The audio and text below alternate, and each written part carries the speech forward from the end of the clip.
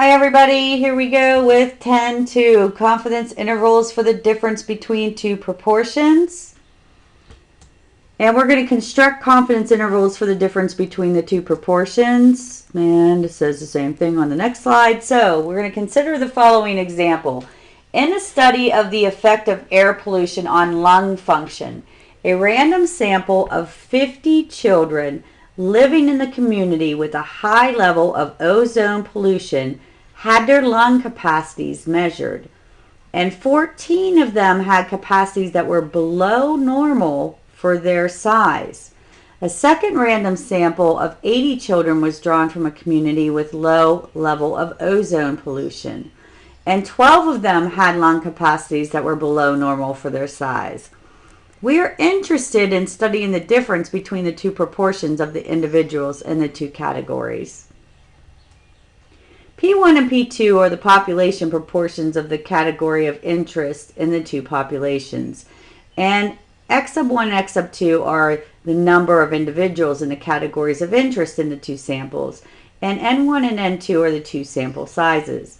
So the point estimates for the population proportion are the sample proportion. So we have P hat, which will equal X sub 1 divided by N sub 1, and P hat 2, which will be X sub 2 divided by N sub 2. So our point estimate of P1 minus P2 is P hat 1 minus P hat 2. So the sample proportions have variances. So we're going to take our p-value times its complement. Remember, anytime we have this, these two will add up to 1, divided by n1, and same with the second.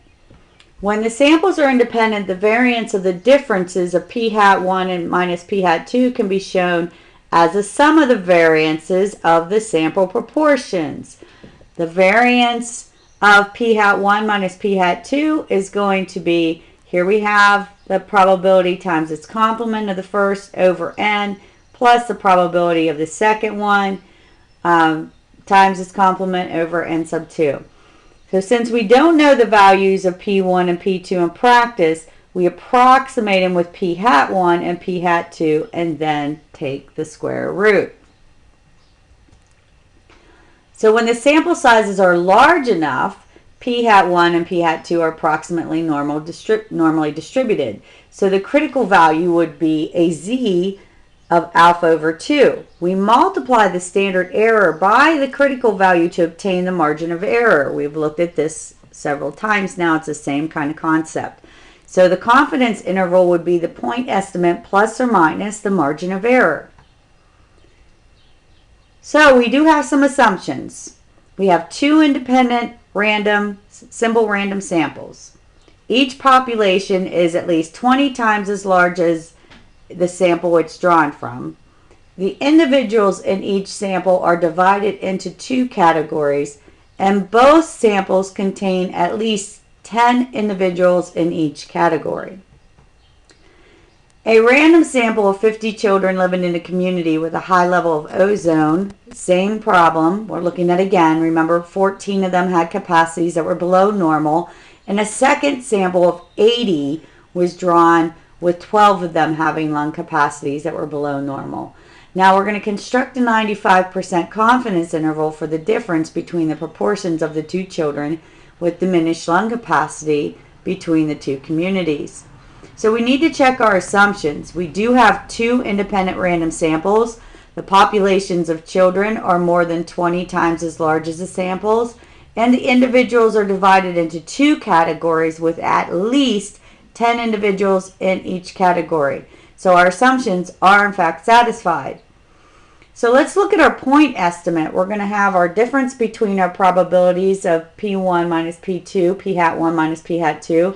And how we'll do that is we're going to put 14 over 50 and 12 over 80. This will give our two proportions. We're going to subtract the two, and we get 0.13 as our point estimate. Now our critical value for a 95% confidence interval is going to be our 1.96 for our z value that we had looked at before.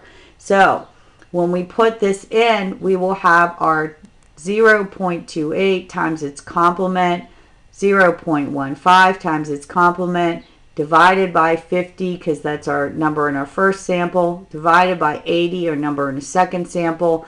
After we do these two, we're going to add them together and then finally take the square root. So that will be our standard error. So that is 0.075005.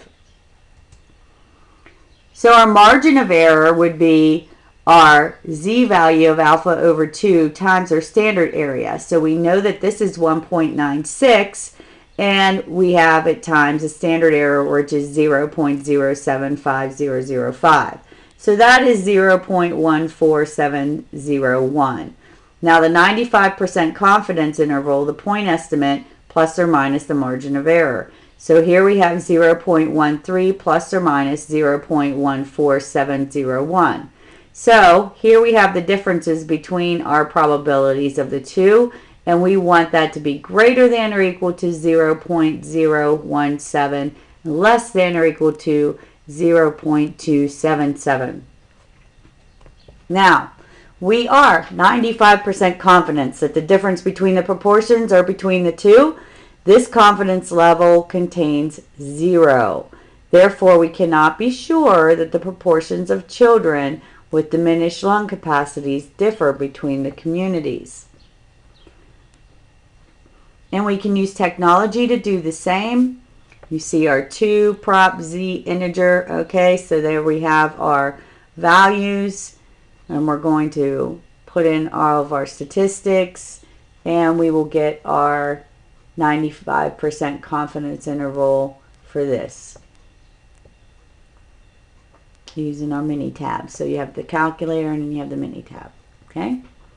All right. You should know the assumption for constructing a confidence interval for the difference between the two proportions, how to construct a confidence interval for the difference between the two proportions. And that's it for this section. So the next section, remember, we're bouncing back and forth. We will go to 11.2.